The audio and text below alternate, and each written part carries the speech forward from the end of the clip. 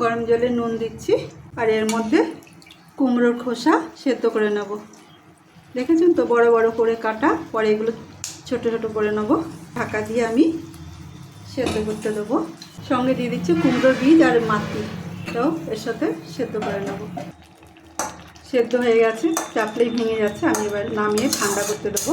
কাঁচা লঙ্কা শুকনো খোলায় ভেজে নেব, যতক্ষণ নরম না হবে ততক্ষণ ভাজবো।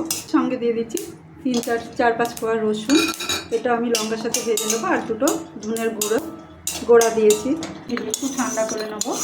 আমি লঙ্কা, রসুন, নুনে গাছের গোড়া, ভাজা তিল, কিছু বাদাম এগুলো বেটে তার সঙ্গে এই কুমড়োর ঝাল যে সেদ্ধ করেছি এটা আমি বেটে নেব। সব কিছু ভালো করে বেটে নিয়েছি। এবার শেষে অল্প একটু বেরেস্তা এর সঙ্গে বেটে মিশিয়ে নেব। কুমড়োর খোসা আজ থেকে ফেলে না দিয়ে এইভাবে বেটে খান, দেখবেন খুব ভালো লাগবে। ভালো লাগলে লাইক, কমেন্ট আর সাবস্ক্রাইব করার অনুরোধ রইল।